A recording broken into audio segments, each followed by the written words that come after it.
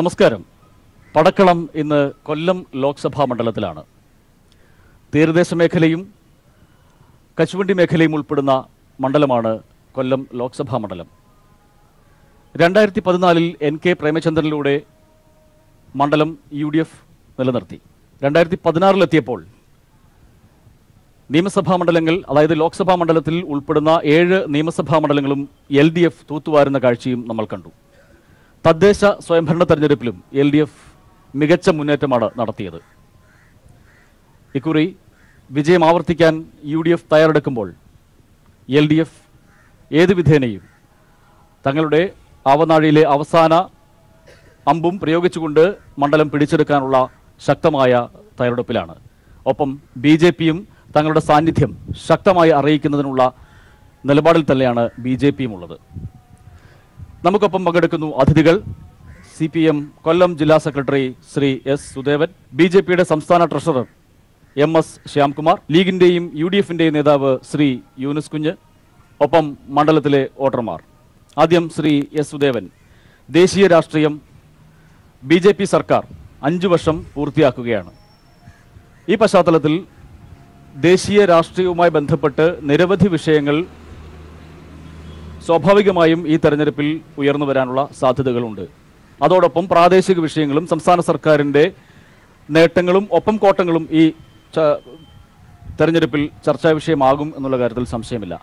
അതോടൊപ്പം മണ്ഡലത്തിലെ വിഷയങ്ങളും ഈ തെരഞ്ഞെടുപ്പിൽ ഉയർന്നു വരും എന്നുള്ള കാര്യത്തിലും സംശയമില്ല. എന്താണ് ഈ തെരഞ്ഞെടുപ്പ് തെരഞ്ഞെടുപ്പിൻ്റെ പടിവാതിൽക്കൽ എത്തി നിൽക്കുന്ന സമയത്ത് താങ്കൾക്ക് ഈ 3 വിഷയങ്ങളിൽ, ദേശീയ രാഷ്ട്രീയം, പ്രാദേശിക രാഷ്ട്രീയം, കേരള രാഷ്ട്രീയം, ഒപ്പം മണ്ഡലത്തിൻ്റെ വികസന വിഷയങ്ങൾ ഉൾപ്പെടെയുള്ള കാര്യങ്ങളിൽ താങ്കൾ എന്ത് നിലപാടാണ് സ്വീകരിക്കുക? ഒരു 4 മിനിറ്റിനുള്ളിൽ തീർക്കണമെന്ന് അഭ്യർത്ഥിക്കുന്നു. 4.25 വർഷക്കാലത്തെ മോദി ഭരണത്തിൻ്റെ അവസാനത്തെ ഫലം 2 മാസക്കാലത്തിനിടയിൽ നടന്ന 5 സംസ്ഥാന നിയമസഭകളിലേക്കുള്ള ഇടക്കാല തിരഞ്ഞെടുപ്പിൽ 15 കൊല്ലമായി BJP സ്ഥിരമായി മത്സരിച്ചു ജയിച്ചിരുന്ന മധ്യപ്രദേശ്, ഛത്തീസ്ഗഡ് അടക്കമുള്ള സംസ്ഥാനങ്ങളിൽ പരാജയപ്പെടുകയാണുണ്ടായത്. ഹിന്ദി മേഖലയിൽ 65 പാർലമെൻറ്റ് മണ്ഡലങ്ങളിൽ 2014 62 MPമാരെ വിജയിപ്പിച്ച BJPക്ക് സ്വാധീനമുള്ള കേന്ദ്രങ്ങളിലാണ് BJP തകർന്നടിഞ്ഞത്.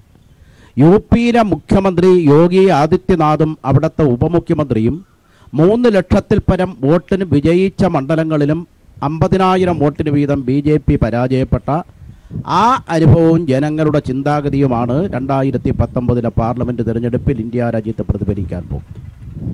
കേരളത്തിൽ 3 വർഷക്കാലമായി അധികാരത്തിലിരിക്കുന്ന LDF സർക്കാരിന് അനുകൂലമായി ജനങ്ങളുടെ ചിന്താഗതി വർദ്ധിച്ചു വരുന്നതിൻ്റെ പ്രധാനപ്പെട്ട ഉദാഹരണമാണ് 2014 മലപ്പുറം പാർലമെൻറ്റ് മണ്ഡലത്തിൽ ലഭിച്ചതിനേക്കാൾ 1 ലക്ഷം വോട്ട് LDFന് അധികം ലഭിച്ചതും, ചെങ്ങന്നൂർ തെരഞ്ഞെടുപ്പിൽ അസംബ്ലി തെരഞ്ഞെടുപ്പിൽ 7,000 വോട്ടുണ്ടായിരുന്ന LDFൻ്റെ ഭൂരിപക്ഷം 21,000 വർദ്ധിച്ചതും LDFൻ്റെ സ്വാധീനം വർദ്ധിക്കുന്നതിൻ്റെ പ്രധാനപ്പെട്ട കാരണമാണ്.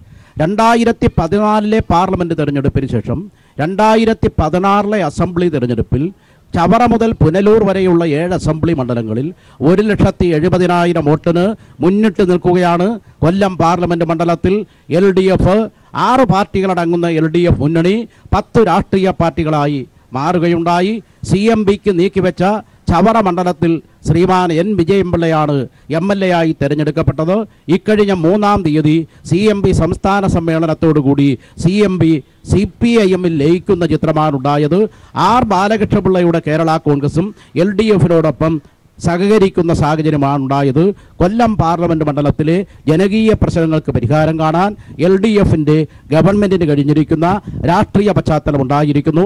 ജാനുവരി മാസം 15-ാം തീയതി കൊല്ലത്ത് BJPയുടെ റാലിയിൽ പ്രസംഗിക്കാൻ വന്ന ഇന്ത്യയുടെ പ്രധാനമന്ത്രിയെ കൊണ്ട് മുഖ്യമന്ത്രി ഉദ്ഘാടനം ചെയ്യാൻ മുൻകൂട്ടി തീരുമാനിച്ചിരുന്ന ബൈപ്പാസിൻ്റെ ഉദ്ഘാടനം നിർവഹിക്കാൻ കേന്ദ്ര ഉപരിജല ഗതാഗത വകുപ്പ് മന്ത്രിക്ക് നിതിൻ ഗഡ്കരിക്ക് ഈ മണ്ഡലത്തിലെ MP ശ്രീ NK പ്രേമചന്ദ്രൻ കത്ത് കൊടുത്തുകൊണ്ട് ഈ കൊല്ലം മേയറെയും ഇരവിപുരം MLAയും പ്രോഗ്രാം നോട്ടീസിൽ വെച്ചിട്ട് ഒഴിവാക്കിയിട്ട് BJPയുടെ കേരളത്തിലെ നേമത്തെ MLAയും മഹാരാഷ്ട്രയിൽ നിന്നുള്ള MP ആയിട്ടുള്ള മുരളീധരൻ MPയെയും പങ്കെടുപ്പിച്ചതടക്കം ഉള്ള ഗൗരവതരമായ രാഷ്ട്രീയ പ്രശ്നങ്ങൾ ഈ പാർലമെന്റ് തെരഞ്ഞെടുപ്പിൽ ചർച്ച ചെയ്യപ്പെടുകയാണ്.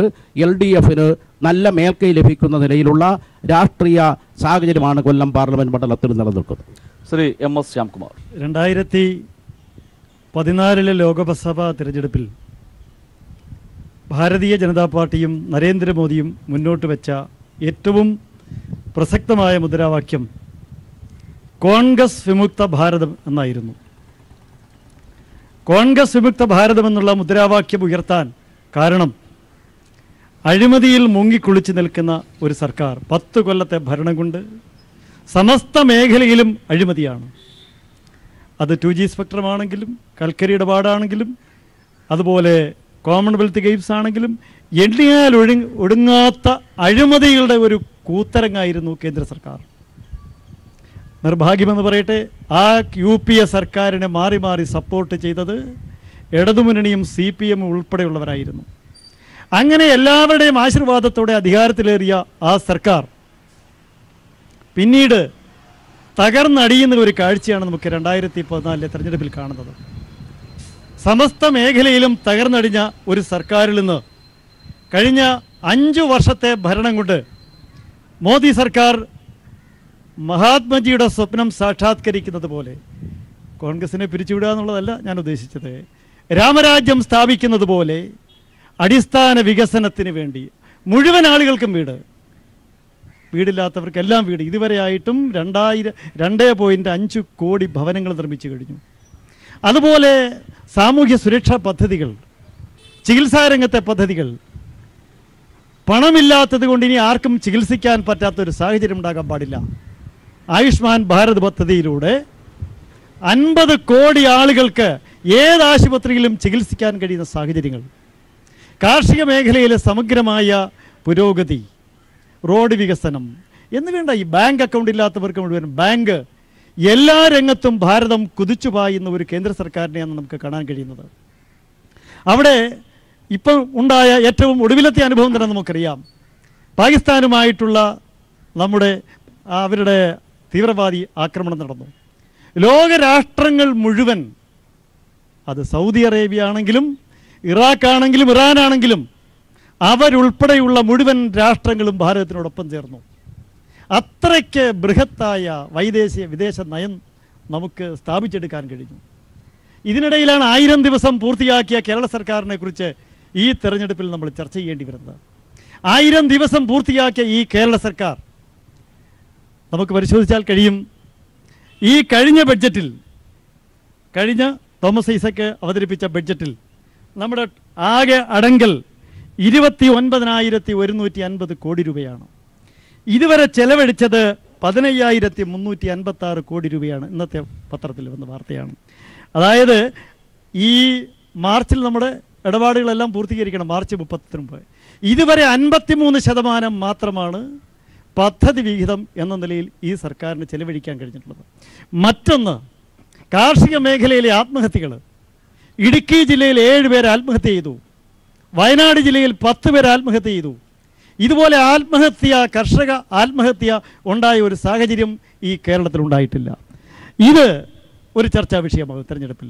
കൂടാതെ ശബരിമല വിഷയം, കേരളത്തിൽ നിരീശ്വരവാദികൾ വിശ്വാസികൾക്ക് മേൽ നടത്തിയ ആക്രമണം എന്ന് ഞാൻ വിശേഷിപ്പിക്കുന്നത്, മറ്റൊരു സമൂഹത്തോടും കാണിക്കാത്ത കൊടും ക്രൂരത, അതും ഈ തെരഞ്ഞെടുപ്പിൽ വിഷയമാകും. വിശദമായ ചർച്ചകളിലേക്ക് നമുക്ക് എത്താം. ശ്രീ യൂനുസ് കുഞ്ഞ്, കഴിഞ്ഞ UPA ഗവൺമെൻറ് അഴിമതി നടത്തി തകർന്ന് തരിപ്പണമായി ഇന്ത്യ രാജ്യത്തെന്നാണ് എൻ്റെ പ്രിയ സുഹൃത്ത് പറഞ്ഞത്. പക്ഷേ എന്നിട്ടും 31% ജനങ്ങളുടെ വോട്ടേ BJPക്ക് വാങ്ങാൻ കഴിഞ്ഞുള്ളൂ. 69% ജനങ്ങൾ ഭിന്നിച്ചു നിന്നു. ഇന്ത്യൻ ജനാധിപത്യത്തിൻ്റെ ചരിത്രം പരിശോധിച്ചാൽ നമുക്ക് ചിന്തിക്കാൻ കഴിയുന്നതിനും അപ്പുറമാണ്. 69% ആൾക്കാർ തിരിഞ്ഞു നിൽക്കുമ്പോഴും ഭരിക്കാൻ കഴിഞ്ഞത് ഭരണഘടനയുടെ ബലം കൊണ്ടാണ്.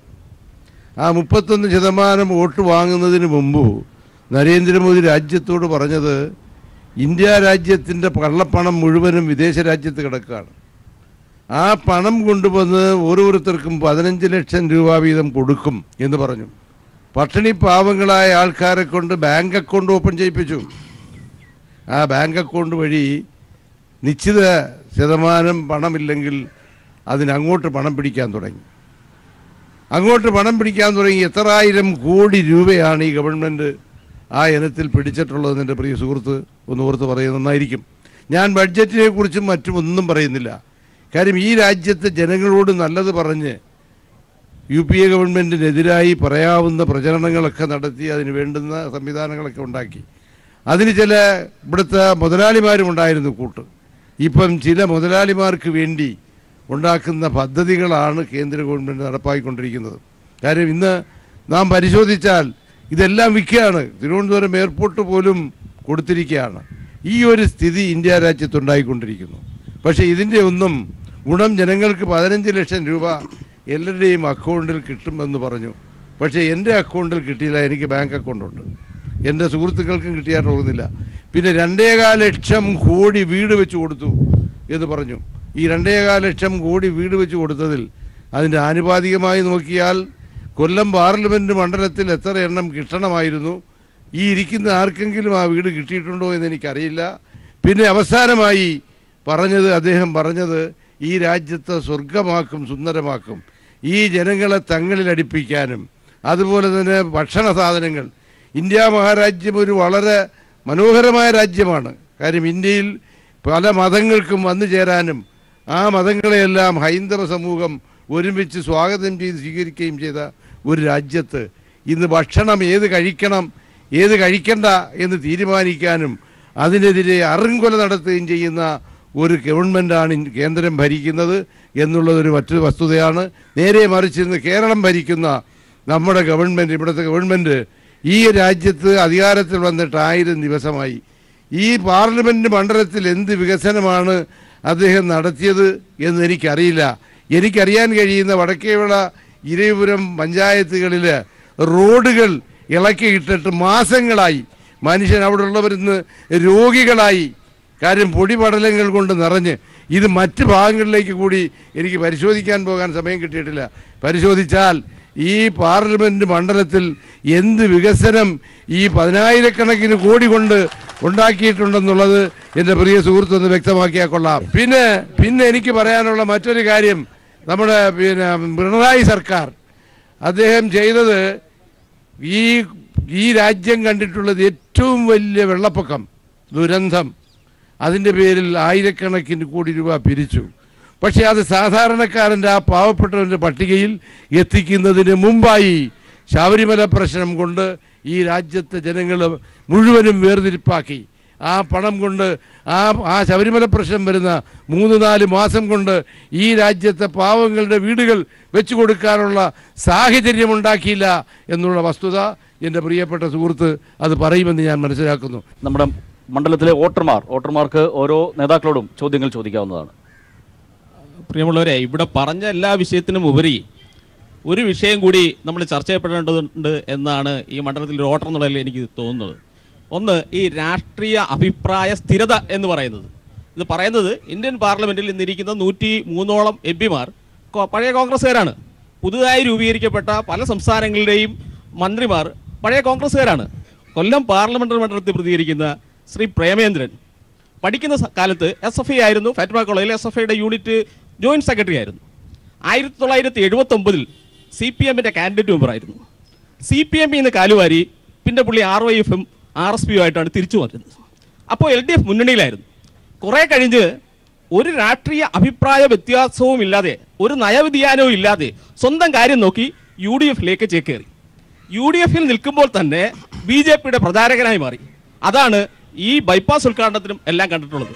ഇപ്പോൾ ഇനി ഇവിടെ UDF-നെ പ്രതികരിച്ചുകൊണ്ട് ഞങ്ങളുടെ പ്രിയപ്പെട്ട യൂനിസ് മുതലാളിയാണ് ഇവിടെ പങ്കെടുക്കുന്നത്. ഒരു വലിയ ന്യൂനപക്ഷത്തെ ഈ UDF പ്രതിനിധീകരിക്കുന്നുണ്ട്. ഈ പ്രേമചന്ദ്രൻ എന്ന് പറയുന്ന കരിങ്കാരിയായിട്ടുള്ള അഭിപ്രായ സ്ഥിരതയില്ലാത്ത ഒരാൾ ഈ മണ്ഡലത്തെ ഇനിയും പ്രതിനിധീകരിച്ചാൽ ഭാവി ഇരുളടഞ്ഞതാകും എന്നാണ് എനിക്ക് തോന്നുന്നത്. കാലുമാറ്റക്കാരനാണ്, അഭിപ്രായ സ്ഥിരതയില്ലാത്ത ആളാണ്. ഇയാളെ ഒറ്റപ്പെടുത്തേണ്ടതാണ്. തീർച്ചയായും അദ്ദേഹം മറുപടി പറയും. ശ്രീ യൂനുസ്. ഈ പ്രിയപ്പെട്ട പ്രേമചന്ദ്രൻ 79-ൽ അദ്ദേഹം പീതാംബരക്കുറുപ്പുമായിട്ടാണ് പഞ്ചായത്തിൽ മത്സരിച്ചത്. പീതാംബരക്കുറുപ്പുമായിട്ടാണ് മത്സരിച്ചത്. പക്ഷേ പ്രേമചന്ദ്രൻ ജയിച്ചു. അദ്ദേഹം മാർക്സിസ്റ്റ് പാർട്ടിയുടെ പേരിലായിരുന്നു. അദ്ദേഹത്തിൻ്റെ വ്യക്തി സ്വാതന്ത്ര്യം അദ്ദേഹം RSPയിലായി. RSPയിൽ വന്നതിന് ശേഷം അദ്ദേഹം ഇന്ന് വരെ ഒരു പാർട്ടിയിലോട്ട് മാറിയിട്ടില്ല. ഇന്നും RSP തന്നെ നിൽക്കുന്നു എന്നാണ് എൻ്റെ വിശ്വാസം. RSPയിൽ രാഷ്ട്രീയമായ തീരുമാനമെടുത്തപ്പോൾ LDF പോകാം, UDF പോകാം, സ്വതന്ത്രമായി നിൽക്കാം, അത് അവരുടെ പാർട്ടിയുടെ താല്പര്യമാണ്. പക്ഷേ പ്രേമചന്ദ്രൻ ഒരു BJPക്കാരനാണ് എന്ന് വരുത്തി തീർക്കാൻ ന്യൂനപക്ഷമായ പ്രത്യേകിച്ച് മുസ്ലിം സമുദായത്തിൽപ്പെട്ട എന്നെപ്പോലുള്ള ആൾക്കാർക്ക് അത് വിശ്വസിക്കാൻ കഴിയില്ല എന്ന് മാത്രമല്ല അങ്ങനൊരു ചിന്ത പോലും ഇല്ലാത്ത ആളാണ് പ്രേമചന്ദ്രൻ. എൻ്റെ പേര് സാൻ ജോസ് എന്നാണ്. ഞാൻ കൊല്ലം ജില്ലയുടെ കിഴക്കേ അറ്റമായ ആര്യങ്കാവിൽ നിന്നാണ് എത്തുന്നത്. ആദ്യം ഞാൻ UDFിൻ്റെ പ്രതിനിധിയായ ആളോടാണ് ചോദിക്കുന്നത്. സാർ, അങ്ങ് പറഞ്ഞ ചില കാര്യങ്ങൾ ഞാൻ 100% അംഗീകരിക്കുകയാണ്.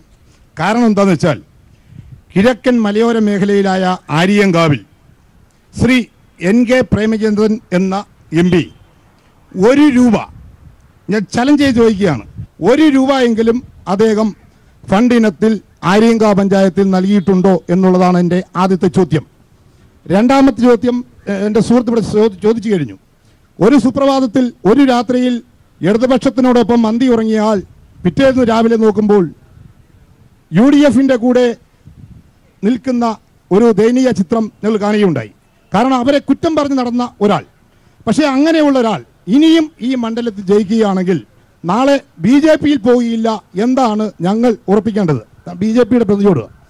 2014 അധികാരത്തിൽ വന്ന ശ്രീ നരേന്ദ്രമോദി ഇന്ത്യയുടെ പ്രധാനമന്ത്രിയായിരിക്കെ നോട്ട് നിരോധനം നടപ്പിലാക്കി ഈ രാജ്യത്തെ 100 ജനങ്ങളെ 100 കോടി 100 ജനങ്ങളെ ബാങ്കിന്റെ മുന്നിൽ ഞാൻ പറയട്ടെ 100ഓളം ജനങ്ങളെ ബാങ്കിന്റെ മുന്നിൽ ക്യൂ നിർത്തി കൊന്നുകളഞ്ഞ ഒരു നരേന്ദ്രമോദി, നമ്മുടെ ഇന്ത്യൻ സമ്പദ് വ്യവസ്ഥ മുഴുവൻ തകർത്ത് തരിപ്പണമാക്കിയ ഒരു പ്രധാനമന്ത്രി, തുടർന്നിങ്ങോട്ട് വന്നിട്ടുള്ള മുഴുവൻ കാര്യങ്ങളും പരിശോധിക്കുകയാണെങ്കിൽ ഈ ഇന്ത്യ മഹാരാജ്യത്തിന് എതിരായി മാത്രം നിലപാടുകൾ സ്വീകരിച്ച് കുറച്ച് മുതലാളിമാർക്ക് വേണ്ടി മാത്രം തൻ്റെ പ്രധാനമന്ത്രി എന്ന പദവി ദുരുപയോഗം ചെയ്ത ഒരു പ്രധാനമന്ത്രിയെ, ഒരു രാഷ്ട്രീയ പാർട്ടിയുടെ വക്താവിനെ ആരെന്ത് കഴിക്കണം എന്ന് തീരുമാനിക്കുന്ന തരത്തിലേക്ക് ചിലർ തീരുമാനിക്കുന്ന രീതിയിലേക്ക് കാര്യങ്ങൾ കൊണ്ടുപോയ ഒരു രാഷ്ട്രീയ പാർട്ടിയുടെ വക്താവിനെ അല്ലെ ആൾക്കാരെ ഇനിയും തിരഞ്ഞെടുക്കേണ്ടതുണ്ടോ എന്നൊരു ചോദ്യം ഞങ്ങൾ വോട്ടർമാർക്കിടയിൽ നിൽക്കുകയാണ്. പ്രേമചന്ദ്രന്റെ കൂടി ശ്രമഫലമായിട്ടാണ് കഴിഞ്ഞ എത്രയോ വർഷങ്ങളായി മുടങ്ങിക്കിടന്ന കൊല്ലം ചെങ്കോട്ട ലൈൻ ഇന്ന് പത്രത്തിൽ കണ്ടത് 2 പുതിയ ട്രെയിൻ കൂടി അവിടെ നിന്ന് വരുന്നുവെന്നാണ്. അത് മദ്രാസിൽ നിന്ന് വരുന്നുണ്ട്. അതിൻ്റെ ഉദ്ഘാടനം ഇന്ന് രാവിലെ കണ്ട് കഴിഞ്ഞെന്നാണ് ഞാൻ മനസ്സിലാക്കുന്നത്. ഇതൊക്കെ NK പ്രേമചന്ദ്രനും കൊടിക്കുന്നിൽ സുരേഷും ഉൾക്കൊള്ളുന്ന 2 MPമാരുടെ അശ്രാന്ത പരിശ്രമം കൊണ്ടാണ് അവിടെ നിന്ന് കടന്നു വരുന്നത്. അതിന് യാതൊരു സംശയവും വേണ്ട. ഇത്തരം കാര്യങ്ങളാണ് MPമാർ ചെയ്യുന്നത്. പ്രാദേശികമായി പഞ്ചായത്ത് ലെവലിൽ പ്രേമചന്ദ്രൻ എന്ത് ചെയ്യാൻ കഴിയും എന്നുള്ളത് അവിടുത്തെ പഞ്ചായത്ത് ബോർഡും അതുപോലെ ജില്ലാ പഞ്ചായത്തും ആലോചിക്കേണ്ട കാര്യമാണ് എന്നുകൂടി അറിയിക്കുന്നു. അഴിമതിയെ കുറിച്ചാണല്ലോ പറഞ്ഞത്. BJPയുടെ സുഹൃത്ത് അഴിമതിയെ സംബന്ധിച്ചാണ് പറഞ്ഞത്. അഴിമതി നമ്മുടെ രാജ്യത്ത് തൂത്തെറിയപ്പെടേണ്ട ഒരു പ്രവണത തന്നെയാണ്. ഇന്ത്യ രാജ്യത്ത് അഴിമതി ആരോപണങ്ങൾക്ക് വിധേയമായി കേസുകളിൽ പ്രതിയായി ജയിലിൽ കിടന്നവരും ജയിലിൽ കിടക്കുന്നവരും, കേസിൽ അകപ്പെട്ട് ജയിലിൽ കിടക്കാത്തവരും കോടതി തിണ്ണയിൽ നിൽക്കാത്തവരും ആര് എന്നുള്ളത് പരിശോധിക്കാം. ഞാൻ CPMൻ്റെ പ്രതിനിധിയാണ്. 6 സംസ്ഥാന സർക്കാരുകൾ കേരളത്തിൽ അധികാരത്തിൽ വന്നിട്ട് 34 കൊല്ലക്കാലം തുടർച്ചയായി ബംഗാളിൽ CPM ഭരണം നടത്തിയിട്ട് 24 വർഷക്കാലം ത്രിപുരയിൽ ഇടതുമുന്നണി ഭരിച്ചിട്ട് ഈ മന്ത്രിസഭയിലെ ഇടതുപക്ഷത്തിൻ്റെ കമ്മ്യൂണിസ്റ്റുകാരായിട്ടുള്ള ഏതെങ്കിലും ഒരു മുഖ്യമന്ത്രിയോ ഏതെങ്കിലും ഒരു ജനപ്രതിനിധിയോ MLAയോ ഇടതുപക്ഷത്തിൻ്റെ ഒരു MPയോ അഴിമതി ആരോപണത്തിന് വിധേയമായി രാജ്യത്ത് ജയിലിനകത്തടയ്ക്കപ്പെട്ടിട്ടില്ല. അഴിമതി ആരോപണങ്ങൾക്ക് വിധേയമായി രാജ്യത്ത് ജയിലിനകത്തടയ്ക്കപ്പെട്ടിട്ടുള്ളത് BJPയാണ്, കോൺഗ്രസ്സാണ്, DMK ആണ്. ബൂർഷ്വാ രാഷ്ട്രീയ പ്രസ്ഥാനത്തിൻ്റെ ആശയമാണ് അഴിമതി. അതിൽ നിന്ന് വ്യത്യസ്തമായ ഒരു രാഷ്ട്രീയമാണ് ലെഫ്റ്റിൻ്റെ രാഷ്ട്രീയം എന്നുള്ളതാണ് സൂചിപ്പിക്കാനും. ശ്രീ ശ്യാംകുമാർ, അദ്ദേഹം ചോദിച്ചത് 15 ലക്ഷം രൂപ അക്കൗണ്ടിലേക്ക് വരും, അക്കൗണ്ട് ഉണ്ട്, ആർക്കും എത്തിയിട്ടില്ല. ഇന്നലെ ആറ്റിങ്ങലിലും ഇതേ ഒരു പെൺകുട്ടി ചോദിച്ച ചോദ്യമാണ്. ഞങ്ങൾ വീട്ടിൽ 2 പെൺകുട്ടികളാണുള്ളത്. ഈ 15 ലക്ഷം രൂപ വന്നിരുന്നുവെങ്കിൽ ഞങ്ങളുടെ കല്യാണം വിവാഹം നടക്കുമായിരുന്നു എന്നാണ് അവർ പറഞ്ഞത്. ആ ചോദ്യം വളരെ പ്രസക്തമാണ്. അല്ല, അങ്ങനെ ഒരു വാഗ്ദാനം ഇന്ത്യയിൽ ഒരു പ്രധാനമന്ത്രിക്ക് നടക്കാൻ സാധിക്കത്തില്ല. മോദി അങ്ങനെ പറഞ്ഞിട്ടുമില്ല, BJP രാജ്യത്താണ്. രണ്ട്, ഞാൻ പറയട്ടെ, എന്റെ സുഹൃത്ത് ചോദിച്ചു, കള്ളപ്പണ നിരോധനത്തെ കുറിച്ച് ചോദിച്ചു, നോട്ട് നിരോധനത്തെ കുറിച്ച് ചോദിച്ചു, എന്ത് നേടി എന്നാണ് ചോദിച്ചത്. നോട്ട് നിരോധനം മൂലം നമ്പർ 1 1.34 കോടി രൂപയുടെ കള്ളപ്പണം ബാങ്കിലേക്ക് തിരികെ വന്നു. 2, നമ്മുടെ ഇതൊക്കെ ഔദ്യോഗിക കണക്ക് തിരിച്ചു വന്നത് 99.36% പണം തിരിച്ചു വന്നു. സാർ, ഞാൻ പറഞ്ഞ കാര്യമല്ല പറയുന്നത്. 100% കോടി രൂപയിൽ 100% കോടി രൂപ തിരിച്ചു വന്നു. ഞാനത് അംഗീകരിക്കുന്നു. 16,000 കോടി രൂപയെ മടങ്ങി വരാനുള്ളൂ. പക്ഷെ ഈ രാജ്യത്തെ കള്ളപ്പണം ഇനത്തിൽ പിടിച്ചത് 1.34 ലക്ഷം കോടി രൂപയാണ്. നിങ്ങൾ RBIയുടെ ഒരു ആദായനികുതി വകുപ്പിന്റെ ചോദ്യം.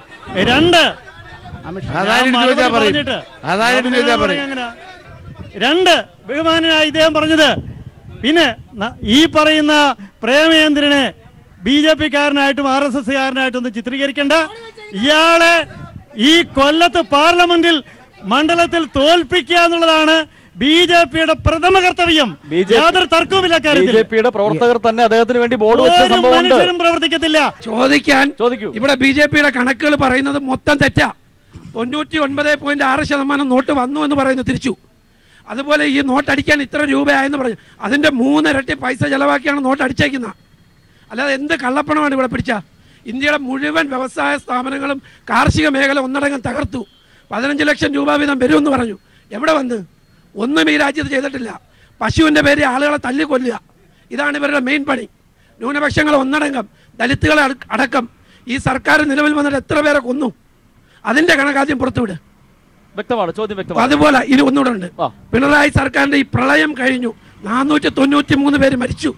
10,000 രൂപ വീതം ആൾക്കാർ കൊടുക്കുമെന്ന് പറഞ്ഞ് ഒന്നും തന്നെ ഇതുവരെ കൊടുത്തിട്ടില്ല. ചോദ്യം വ്യക്തമാണ്. അത് മറുപടി പറയട്ടെ. ഈ രാജ്യത്ത് BJP-യുടെ നേതൃത്വത്തിൽ ഒരു മുസ്ലിം സഹോദരങ്ങളെ കൊല്ലാൻ നമ്മൾ തയ്യാറല്ല. അത് കൊല്ലത്തുമില്ല. ഇവിടെ 3 കാര്യങ്ങളാണ് സൂചിപ്പിച്ചത്. UDF-ഉം LDF-ഉം യോജിച്ചാണ് കാര്യങ്ങൾ ചെയ്യുന്നത് എന്നാണ് BJP-യുടെ സുഹൃത്ത് പറഞ്ഞത്. കൊറ്റങ്കര പഞ്ചായത്തിലെ കോൺഗ്രസിൻ്റെ പഞ്ചായത്ത് മെമ്പർ സിദ്ദിഖ് ഇന്ന് പത്രങ്ങളിൽ ഒരു കാര്യം വെളിപ്പെടുത്തിയിട്ടുണ്ട്. NK പ്രേമചന്ദ്രൻ MP-യുടെ ഫണ്ട് ലഭിക്കണമെങ്കിൽ BJP ഓഫീസിലെ കത്ത് ഉണ്ടെങ്കിൽ മാത്രമേ ലഭിക്കൂ എന്ന് ശ്രീമാൻ യൂനുസ് കുഞ്ഞ് അദ്ദേഹം നേതൃത്വം നൽകുന്ന UDF-ലെ ഒരു ജനപ്രതിനിധി ആയിട്ടുള്ള കൊറ്റങ്കരയിലെ പഞ്ചായത്ത് മെമ്പർ കോൺഗ്രസ്സുകാരനാണ് എന്ന് പത്രങ്ങളിലൂടെ വെളിപ്പെടുത്തിയിരുന്നു.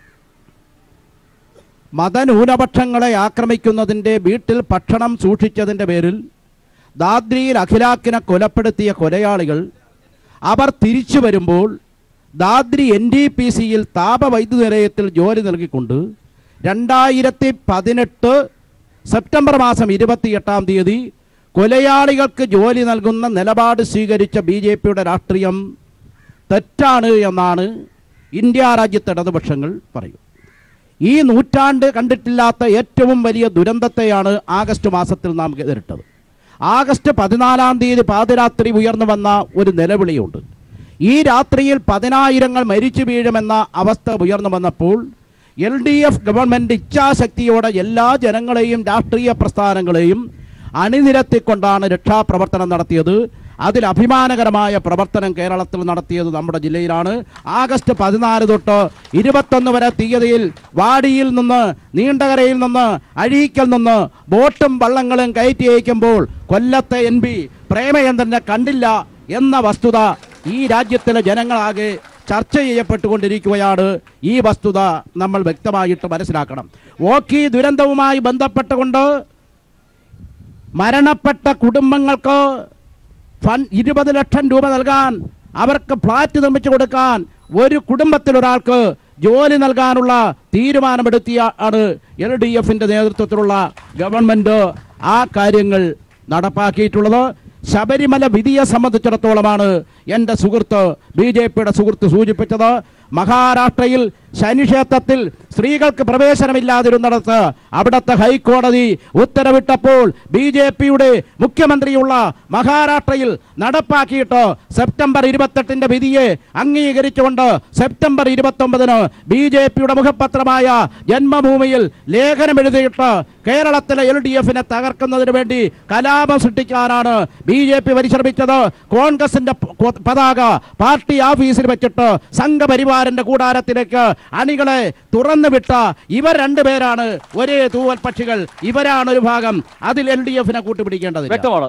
മോദി സർക്കാർ ഗാന്ധിജിയുടെ താല്പര്യം സംരക്ഷിക്കാൻ വേണ്ടിയിട്ടാണ് നിലകൊള്ളുന്നതെന്ന് നിങ്ങൾ എന്തിൻ്റെ അടിസ്ഥാനത്തിലാണ് അത്തരത്തിലുള്ള ഒരു നിലപാട് സ്വീകരിച്ചതെന്ന് ചോദിക്കുമ്പോൾ, മോദി സർക്കാരിൻ്റെ താല്പര്യം അല്ലെങ്കിൽ ഗാന്ധിജിയുടെ താല്പര്യം സംരക്ഷിക്കാനാണ് മോദി സർക്കാർ നിലനിൽക്കുന്നു പറയുമ്പോൾ, ആ ഗാന്ധിജിയെ കൊന്നത് നിങ്ങളാണ്. ആ ഗാന്ധിജിയെ കൊന്നത് നിങ്ങളാണ്. സവർക്കറുടെ ഫോട്ടോ പാർലമെന്റിൽ കൊണ്ടുവച്ചതും നിങ്ങളാണ്. ആ ഗാന്ധിജിയുടെ താല്പര്യമാണോ നിങ്ങൾ സംരക്ഷിക്കുന്നത്? മഹാത്മാഗാന്ധിജിയെ കൊന്നത് RSS ആണെന്നുള്ളത് ശുദ്ധ അസംബന്ധമായ ഒരു കാര്യം. പറയുന്നേക്കോ അല്ല, ആ കുഞ്ഞ് ചോദിച്ചപ്പോൾ നിങ്ങൾ കൈയടിച്ചല്ലോ. എന്റെ മറുപടി കേൾക്കൂ, പ്ലീസ്. കൂവുന്നതിന് മുമ്പ് ധൈര്യമുണ്ടെങ്കിൽ ഞാൻ പറയുന്നത് മറുപടി കേൾക്കൂ. നാഥൂറാം വിനായക് ഗോഡ്സെ അദ്ദേഹം ഹിന്ദു മഹാസഭയുടെ ആളായിരുന്നു. RSSന് വർഗീയത പോരാ എന്ന് പറഞ്ഞ് RSSൽ നിന്ന് പോയ ആള്. ആ ഹിന്ദു മഹാസഭയുടെ അധ്യക്ഷന്റെ പേരറിയാമോ? നിർമ്മൽ ചന്ദ്ര ചാറ്റർജി. അയാളുടെ മകനെ അറിയാമോ? സോമനാഥ് ചാറ്റർജി. കള്ളം പറഞ്ഞ് നിങ്ങൾ രക്ഷപ്പെടാൻ നിൽക്കണ്ട. രണ്ട് RSS ആണ് കൊന്നതെങ്കിൽ അദ്ദേഹത്തിന്റെ പ്രിയ ശിഷ്യൻ ജവഹർലാൽ നെഹ്റു പ്രധാനമന്ത്രിയും സർദാർ പട്ടേലും RSSന്റെ പേരിലുള്ള നിരോധനം എന്തിനു നീക്കി? ശുദ്ധ കളവാണിത്. നമ്മുടെ MP, കൊല്ലത്തിന്റെ MP ന്യൂനപക്ഷത്തോടാണ് എല്ലാ ഘട്ടത്തിലും എന്ന് പറയുകയുണ്ടായി. ഇന്ത്യയിൽ കഴിഞ്ഞ സർക്കാരിന്റെ ഈ സർക്കാരിന്റെ നരേന്ദ്രമോദി സർക്കാരിന്റെ കാലത്തിൽ നിരവധി അവസരങ്ങളിൽ ഇന്ത്യയിലെ ന്യൂനപക്ഷം അതീവ ഭീതിയോടെ ഈ രാജ്യത്ത് ജീവിക്കാൻ കഴിയുമോ എന്ന് ആശങ്കപ്പെട്ട സാഹചര്യം ഉണ്ടായിരുന്നു. ഈ സാഹചര്യത്തിൽ എവിടെയെങ്കിലും NK പ്രേമചന്ദ്രൻ RSSനെതിരെ സംഘപരിവാറിനെതിരെ ശബ്ദമുയർത്തുവാൻ തയ്യാറായിട്ടുണ്ടോ എന്ന് പറയണം. പ്രേമചന്ദ്രൻ ഒരു രാഷ്ട്രീയ പാർട്ടിയുടെ പ്രതിനിധിയാണ്. ഇപ്പം അദ്ദേഹം BJPക്കാരനല്ല. അദ്ദേഹം ഈ രാജ്യത്ത് ഏറ്റവും 500 ചില്ലുവാനും MP-മാരുള്ള ഇന്ത്യ മഹാരാജ്യത്ത് ഏറ്റവും വലിയ പാർലമെന്റേറിയൻ ആണെന്ന് പ്രഖ്യാപിച്ചത് ഭരിക്കുന്ന ഗവൺമെൻറ്. RSPക്കാരല്ല, കോൺഗ്രസ്സുകാരല്ല, മുസ്ലിം ലീഗുകാരല്ല, BJP അതല്ല, ഒരു ഗവൺമെൻറ്റാണ്. ആ ഗവൺമെൻറ്റാണ്. അദ്ദേഹത്തിൻ്റെ നടപടിക്രമങ്ങൾ പരിശോധിച്ചാൽ നമുക്ക് മനസ്സിലാവും. ഞാനൊന്ന് ചോദിച്ചോട്ടെ, 33 വർഷക്കാലം പറയട്ടെ ഒരു മിനിറ്റ് 33 വർഷക്കാലം ബംഗാളിൽ CPM ഭരിച്ചു എന്ന് പറഞ്ഞു. നരേന്ദ്രമോദി എന്ന് പറയാൻ സച്ചാർ കമ്മിറ്റി റിപ്പോർട്ട് പരിശോധിച്ചാൽ അവിടുത്തെ ന്യൂനപക്ഷങ്ങളുടെ സ്ഥിതി എന്തായിരുന്നു എന്ന് വളരെ വ്യക്തമായി രേഖപ്പെടുത്തി. 33 വർഷം ഭരിച്ച പാർട്ടി 2 MP-മാരെ കൊണ്ട് തൃപ്തിപ്പെടേണ്ടി വന്നു. എത്ര മുഖ്യമന്ത്രിമാരുണ്ടായിരുന്നു. പക്ഷെ അവരുടെ ഭരണപരമായ നേട്ടമാണോ അത്? അതുപോലെ തന്നെ മറ്റ് സ്റ്റേറ്റുകളിൽ ഇന്ത്യ മഹാരാജ്യം മൊത്തം പരിശോധിച്ചാൽ എവിടെയെങ്കിലും ഒന്ന് പിടിച്ചു കയറണമെങ്കിൽ അത് കേരളത്തിൽ മാത്രമേ നോക്കൂ. അതിനുവേണ്ടി എല്ലാവിധത്തിലുള്ള കള്ളപ്രചരണങ്ങളും നടത്തി പ്രേമചന്ദ്രനെ വഴി തള്ളിക്കാം, അല്ലെങ്കിൽ പ്രേമചന്ദ്രനെ തള്ളിക്കളയാം. കൊല്ലം പാർലമെന്റ് മണ്ഡലത്തിൽ നിന്ന് ആരെങ്കിലും ആഗ്രഹിക്കുന്നെങ്കിൽ ആ വെള്ളം ഇടതുപക്ഷ സർക്കാർ അധികാരത്തിൽ വരുമ്പോൾ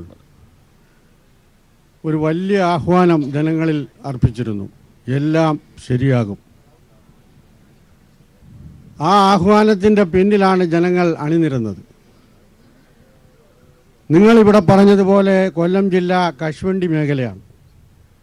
ഈ മേഖലയിൽ ഇന്ന് 714ഓളം ഫാക്ടറികൾ പൂട്ടിക്കിടക്കുകയാണ്.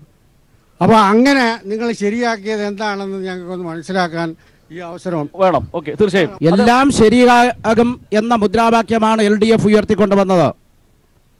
ഉമ്മൻചാണ്ടിയുടെ ഗവൺമെന്റിന്റെ അവസാന കാലഘട്ടത്തിൽ പെരുമ്പാവൂരിൽ ജിഷ എന്ന് പറയുന്ന പെൺകുട്ടിയുടെ കൊലപാതകമുണ്ടായിട്ട് ചെരുപ്പന്വേഷിച്ച് നടന്ന പോലീസ് ആ കുറ്റവാളികളെ കണ്ടുപിടിക്കാൻ LDF അധികാരത്തിൽ വന്നിട്ട് പിണറായി വിജയന്റെ ഗവൺമെന്റാണ് കുറ്റവാളികളെ പിടിച്ചത്. അതാണ് ആദ്യമായി ശരിയായ കാര്യം. കശുവണ്ടി മേഖലയാണ് അദ്ദേഹം ചോദിച്ചത്. 2, അടഞ്ഞുകിടന്നിരുന്ന കശുവണ്ടി ഫാക്ടറികൾ ആദ്യം ഓണക്കാലത്ത് ചിങ്ങം 1 തുറന്നുകൊണ്ട് UDFിൻ്റെ ഭരണകാലത്ത് അടച്ചിട്ടിരുന്ന കാർഷിക കോർപ്പറേഷൻ്റെയും കാപ്പക്സിൻ്റെയും ഫാക്ടറികൾ തുറക്കുവാൻ 200 ദിവസത്തിലധികം ജോലി നൽകുവാൻ 782 കശുവണ്ടി ഫാക്ടറികളുള്ളതിൽ 232 ഫാക്ടറി ഒഴികെ എല്ലാ ഫാക്ടറികളും പ്രവർത്തിക്കുകയാണ്. ആവശ്യത്തിന് തോട്ടണ്ട് ലഭിക്കാത്ത കേരളത്തിൽ ഇടനിലക്കാരെ ഒഴിവാക്കി കാർഷിക ബോർഡ് രൂപീകരിച്ചുകൊണ്ട് തോട്ടണ്ടി സംഭരിക്കുന്ന നിലപാട് ഈ ഗവൺമെൻറ് സ്വീകരിച്ചു. 800ഓളം വ്യവസായികളുടെ യോഗം 26-ാം തീയതി ഇതിനപ്പുറത്ത് ഓഡിറ്റോറിയത്തിൽ വിളിച്ചു ചേർത്തുകൊണ്ട് അവരെടുക്കുന്ന ലോണുകൾ കൃത്യമായി ലഭിക്കാനും പലിശയിലടക്കം സഹായം ചെയ്യാനും കഴിയത്തക്ക നിലയിലുള്ള നിലപാടാണ് LDF ഗവൺമെൻറ് സ്വീകരിച്ചിട്ടുള്ളത്.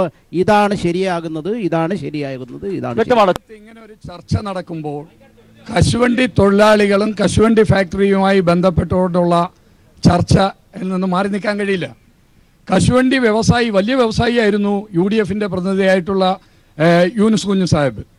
ഇവിടെ കുത്തക മുതലാളിമാരായിട്ടുള്ള 4-5 മുതലാളിമാർക്ക് വേണ്ടി ഒരു വർഷം ഈ ജില്ലയിലെ കശുവണ്ടി ഫാക്ടറികൾ പ്രവർത്തിപ്പിക്കണമെങ്കിൽ 18 ലക്ഷം ടൺ കശുവണ്ടി റോ മെറ്റീരിയൽ ഇറക്കുമതി ചെയ്യണം. ഇത് ആഫ്രിക്കയിലെ രാജ്യങ്ങളിൽ നിന്നാണ് ഇത് ഇറക്കുമതി ചെയ്യുന്നത് കൂടുതലും. ഈ ഇറക്കുമതി ചെയ്യുന്ന കശുവണ്ടിക്ക് ചുങ്കം നികുതി ഏർപ്പെടുത്തിയത് ഈ കേന്ദ്ര ഗവൺമെൻറ്റാണ്. 9.36%. ഈ കൊല്ലം പാർലമെൻറ്റ് മണ്ഡലത്തെ പ്രതിനിധാനം ചെയ്യുന്ന MP, ബഹുമാനപ്പെട്ട MP ഇങ്ങനൊരു ഇത് പാർലമെൻറ്റിൽ വന്നപ്പോൾ അതിനെതിരെ ഒരു ചെറുവിരൽ അനക്കിയില്ല. മറ്റൊരു കാര്യം കൂടി, ഇവിടെ ചെറുകിട കശുവണ്ടി വ്യവസായികളാണ് ധാരാളം. വൻകിട ഇവരൊക്കെ മെഡിക്കൽ വ്യവസായത്തിലും വിദ്യാഭ്യാസ വ്യവസായത്തിലേക്ക് മാറിപ്പോയി. ചെറുകിട കശുവണ്ടി വ്യവസായികൾ നിലനിൽക്കുന്ന ഇവരെ ഈ ആത്മഹത്യയുടെ വക്കിലേക്ക് കൊണ്ടെത്തിക്കാൻ വേണ്ടിയുള്ള പ്രവർത്തനങ്ങൾ നടത്തിയപ്പോൾ ഈ MP എവിടായിരുന്നു?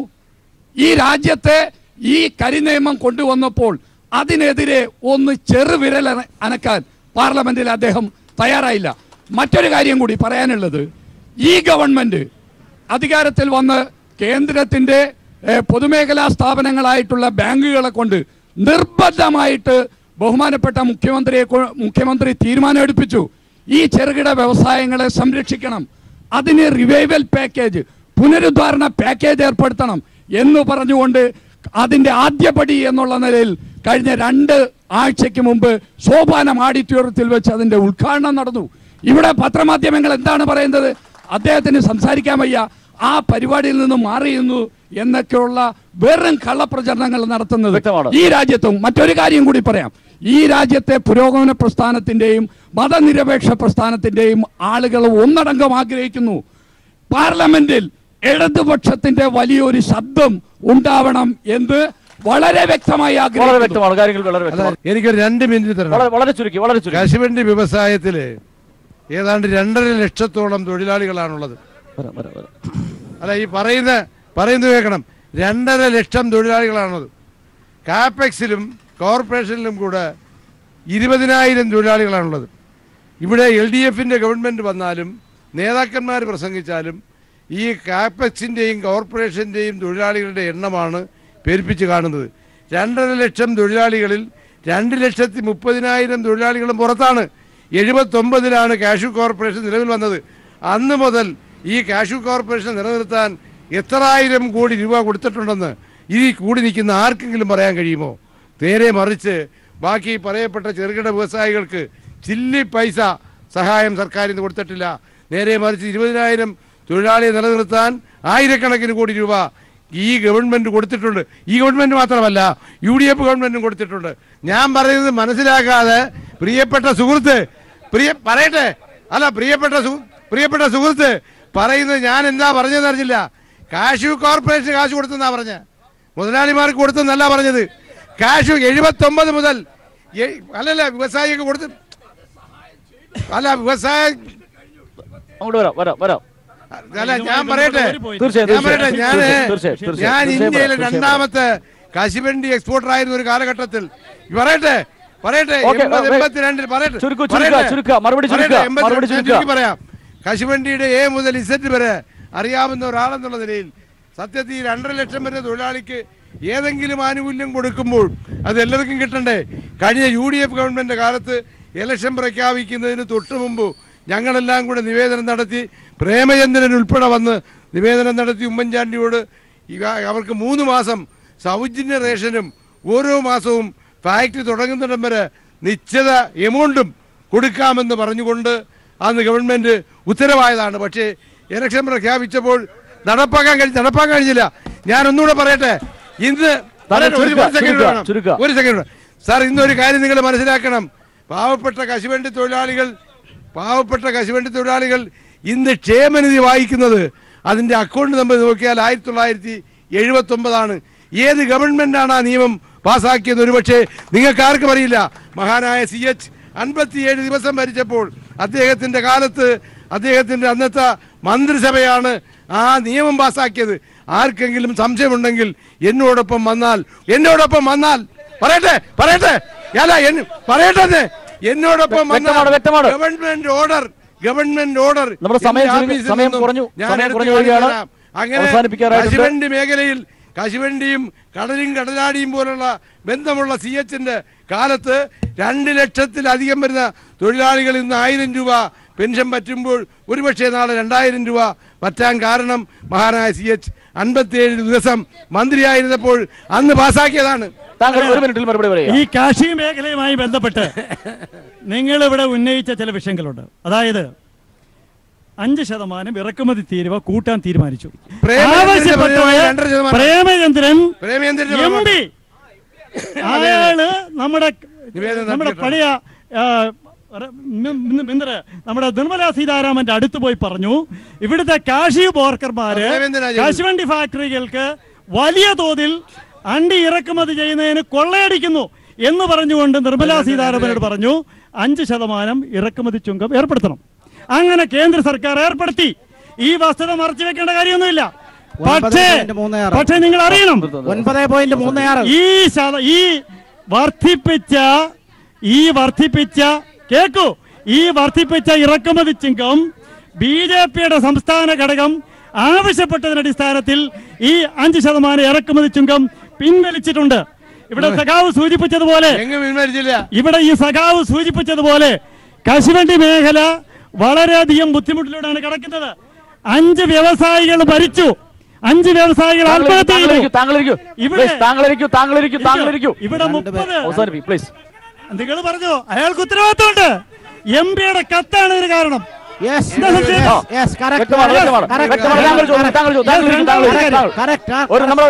വനിതാ സഹോദരി അല്ല, കശുവണ്ടിയെ കുറിച്ച് എനിക്ക് പറയണം.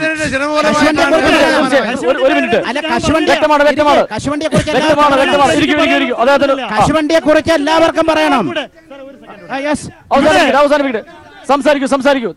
മേഖലയിൽ സർക്കാരുടെ മേൽ 30 ഫാക്ടറികൾ കാർഷിക കോർപ്പറേഷനും 10 ഫാക്ടറി കാപെക്സിനുമുണ്ട്. കാലാകാലങ്ങളിൽ ഇവിടെ നടന്നിട്ടുള്ളത് അതിന്റെ സഞ്ചിത നഷ്ടം 1256 കോടി രൂപയാണ്. നെതിരെയും ചന്ദ്രശേഖരനെതിരെയും നടത്തിയ വിജിലൻസ് അന്വേഷണം എന്തിന് അട്ടിമറിച്ചു എന്ന് എന്റെ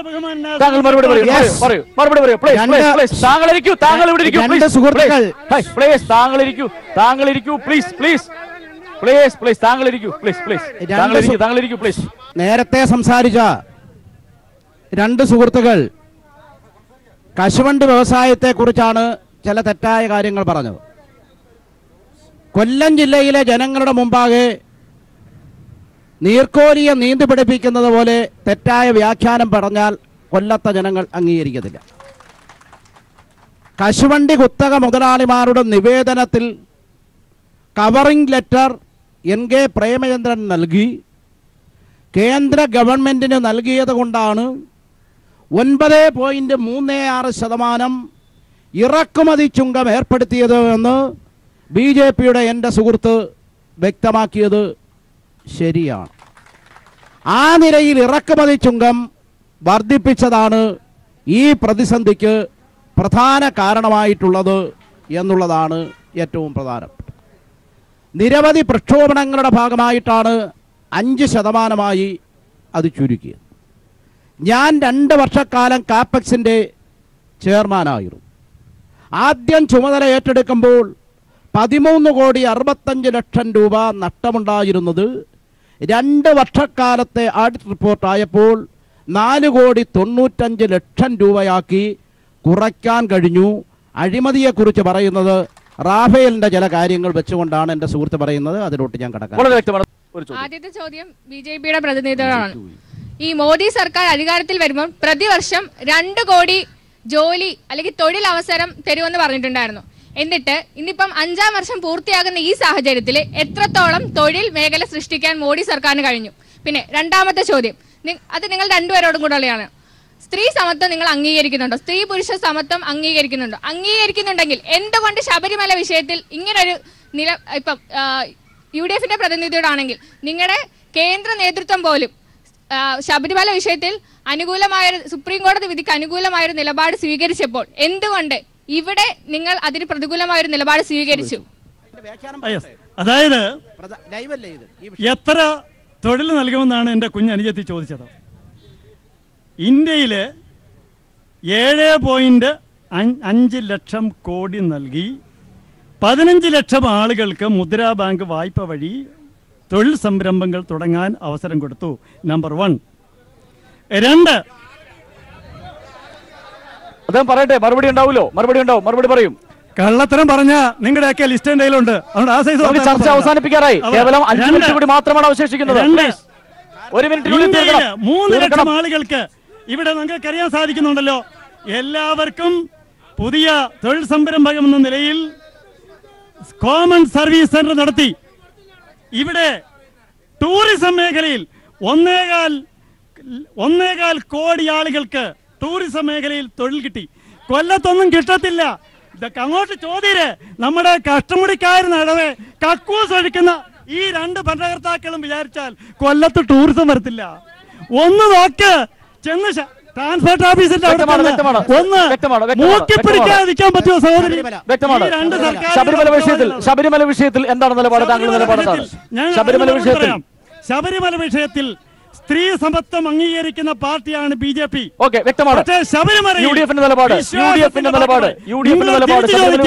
മുസ്ലിം പള്ളിയിൽ ഈ സഹോദരിമാർക്ക് കയറാൻ പറ്റുമോ? സ്ത്രീ സമത്വത്തിന്റെ ഭാഗമായി UDF-ന്റെ നിലപാട് ശബരിമല വിഷയത്തിൽ UDF-ന്റെ നിലപാട് എന്താണ്? ശബരിമല വിഷയത്തിൽ UDF-ന്റെ നിലപാട് പറയൂ. ശ്രീ യൂനിസ് കുഞ്ഞ് ശബരിമല വിഷയത്തിൽ UDF-ന്റെ നേതാക്കന്മാർ വളരെ വ്യക്തമായി അതിന്റെ നയങ്ങൾ നേരത്തെ പറഞ്ഞിട്ടുണ്ട്. മുസ്ലിം ലീഗിനെ സംബന്ധിച്ചിടത്തോളം ലോകത്ത് സ്ത്രീ സമത്വത്തിന് വേണ്ടി ഏറ്റവും കൂടുതൽ അംഗീകാരം കൊടുത്തിട്ടുള്ള ഒരു മതമാണ് ഇസ്ലാം. ഇപ്പൊ തന്നെ പറയട്ടെ, ഇപ്പോൾ തന്നെ അതായത് ഈ സ്ത്രീകൾക്ക് ഫുൾ സ്വാതന്ത്ര്യം കൊടുത്തിട്ടുള്ള ഒരു മതം ഏതാണെന്ന് ചോദിച്ചാൽ അത് ഇസ്ലാം മാത്രമാണ്. ഒരു കാലഘട്ടത്തിൽ ഇസ്ലാമിന്റെ ആരംഭകാലം വ്യക്തമാണ്. ഓക്കെ, മറുപടി പറയൂ. ശബരിമല വിഷയമാണ് സജീവമായി വന്നത്. ഇന്ത്യ രാജ്യത്തിന്റെ ഭരണഘടന പുരുഷനും സ്ത്രീക്കും തുല്യ പദവി അംഗീകരിക്കുന്ന